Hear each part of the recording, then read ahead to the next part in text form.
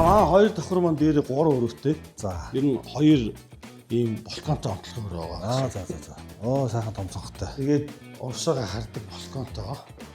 Энэ маань болохоор ерөнхийдөө бол бас том цонхтой нарыг тийм байна. ер нь оруулж нарны дулааны ерөнхийдөө оруулж ирж болох бас их дулаах. Ерөнхийдөө хоёр ингээд урсаа харсан хоёр онцлог өрөө. За. Хоёр давхрынхаа байдлыг бол байн шийдэж өгсөн байна. Тийм ч заримдаа хүн усан цаснд ядрууд байрандаа гөвтөж байгаа. Энэ орчин үеийн бидээ хэлсэн бай тийм ээ. За энэ хоёр давхрын маань энэ бас нэг унтлагын өрөө тийм үү? Энэ мастер. Дээрээ чинь 3 унтлага, мастер унтлагын өрөөтэй. За энэ их гоё нууц. Энэ ингээд хоёр давхртууд ингээд техникийн өрөө гэж ингээд мэддэхгүйгээр за одоо ингээд толны цаана хэдүүлээ. Тол онгоолоо. За энэ дахиад манай нөгөө хоёр давхрын маань Каспиалийн 100% байж байна. Одоо ерөнхийдөө 39 градус дээр ажиллаж байна гэсэн үг.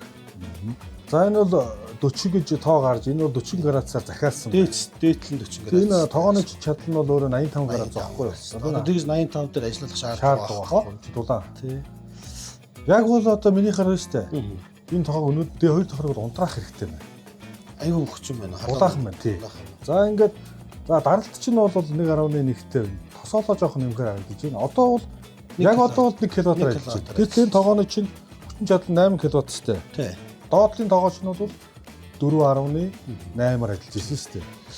Одоо ингээд яг энэ ийм зуух ингээд байгаа болохоор бид нар ингээд сэргийгт хэрчим хүчинд энэ зуух чи яг ингээд төгс зогчод байгаа байхгүй. Та хэд ер нь ягаад энэ одоо Каспиал тоог сонгосон юм? Тэр шалтгаанаа бид ер нь нэлээд хэдэн газрын юм цахилгаан зуух тоогоонуудыг ерөө судлаад за тэгээд ингээд 220-оор ажилдаг. Бидэд чинь арны сэргийгт хөрчин хүч тавьж байгаа учраас 220 киловатт байх хэвээр. Тий. За 220 киловаттаар ажилтдаг, вольтоор ажилдаг. Ямар зуух сайн бэ гэж судалж байгаа.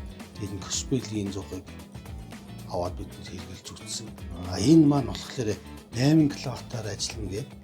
Тэгээд ингээд 85 градус хүртэл хална гэж байгаа мөртлөө манай энэ сэргийгт хэрчим хүчин дээр одоо ингээд энэ байшингийн дулаан алдагдлаас шалтгаалаад бүр ингээд эд хүүтний үед 4 градус 4 киловаттаар ажиллаж байна. Хамгийн эд оргил хүүтэнд санаа 4 киловаттаар 4 киловаттар энэ хоёр давхурт маань ингээд 4 киловаттаар халаалт шиг ингээд за манай халаалт бол 50 градус дээр байсан. Тэгэл 4 киловатт. Тэгэд өдрийн цагт магт бол бүр 2 киловатт. Одоо нэг гадаа бүр дулаачхаар бүр 1 киловатт. Одоо чи гар утсан дээр яг одоо энэ хэдүүлээ шалгаж үзье гэж яахгүй юу? За манай хоёр давхрын киловатт 2.5 киловатт. За ингэж зааж юм. За энэ ер нь хоёр давхрын хэрэглээ 2.5 киловаттаар зааж байна. Энэ дээр чинь халаалт ажиллаж байна. Тогоон 1 киловатт юм биш үү? Тогоон 1 киловатт ажиллаж байна. Гэрэл чийдэн тийм байна. Энэ шкафны бүгд тийм байна. Ингээд нийлээд 1.5 киловатт болж энэ чинь ер нь хоёр давхрын хэрэглээ 2 киловатт. Энэ 2 киловатта ерөнхийдөө ингээд нарныхаа панелнаас л авчиж байгаа. Та хэд бол их тансаг байна. Ягаад гэхээр өдийд яг ийм дулааханд бол тоогоо унтрах хэрэгтэй байхгүй юу? Хоёр давхар танах нэг давхар тоогоо дөөс. Гэтэл та хэд нэгэн киловаттаар ажиллаж байгаа. Дээрээс нөгөө эндээс тоогоо авч байгаа. Тийм усаас тоогоо авахгүй эндээс тоогоо авч байгаа. Унтрах шаардлага. Юу л байна? Тоглол байна. Юу л тоглол. Тийм байна. За энд хоёр давхарт маань дахиад 15 киловаттын 2 ийм батарей байж гин. 11 киловаттын инвертер мэн байж гин. Ингээд дахиад нарныхаа сэргийгт хэрчим хүчээр ингээд инвертер маань тоогоо хуваарлаад за батарейгаа цэнэглээд дээрээс нь хэрэглээ гараад ингээд явчихж байгаа гэсэн. За бас л тоог тасарсан үед нөгөө хоёр батарей чинь ингээд энд ажиллаад ирэхээр энэ тоог дангаар нь халаалтаа ажиллавал тоог тасарсан үе тийм ээ. Тэгэхээр ер нь энэ тоог 2 киловаттаар ажиллахад 30 киловаттын энэ хоёр батарей чинь 15 цаг тоог тасархад халаалттай байгаа гэсэн. Тийм байна. Бүр айгүй томоор бодож авсан байж тээ. Тийм байна. Хангалттай хэмжээнд авсан байна. Хэрэглэж бол энийг одоо ингээд оролдоод тохируулаад авах энэ шаардлага бол байхгүй юм тийм үү? Байхгүй. За.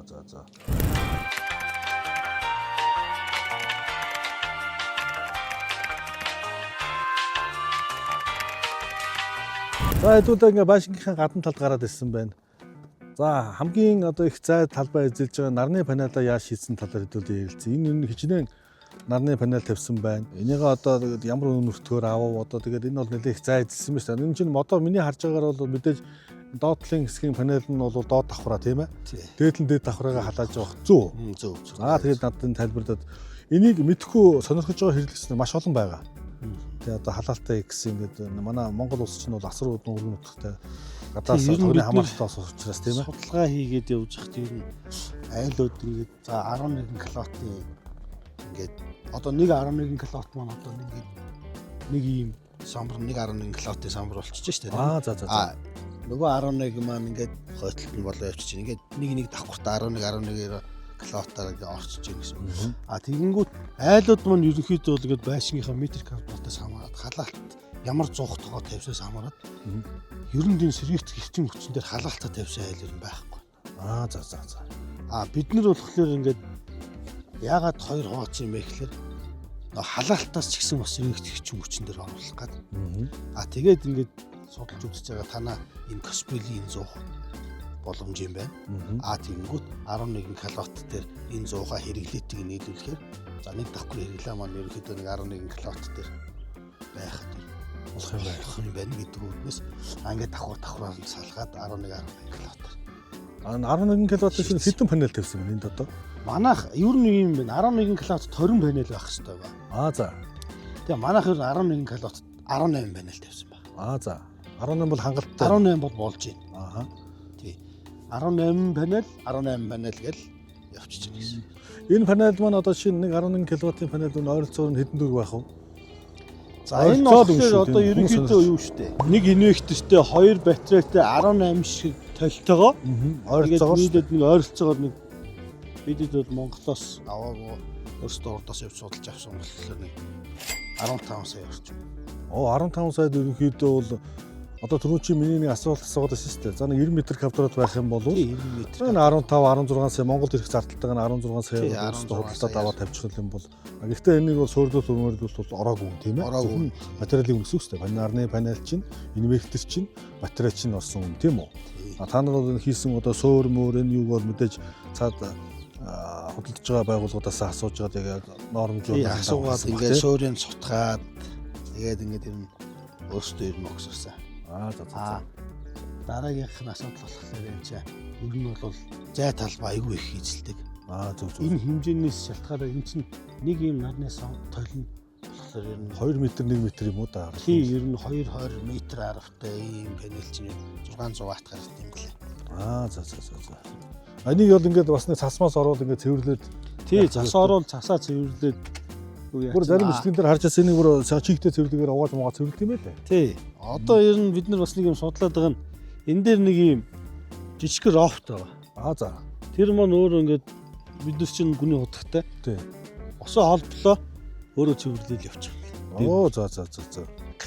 Өөрөө цэвэрлээл явчих. Тийм байна. Тэг чинээс ийм том залбаанд голд номер ингээд гიშгэж яваад ачлалтай. Тий. Одоо яг бороо ороод дараа нь нэг шуурал ингээд шоолчихж байгаа шүү дээ. Тий.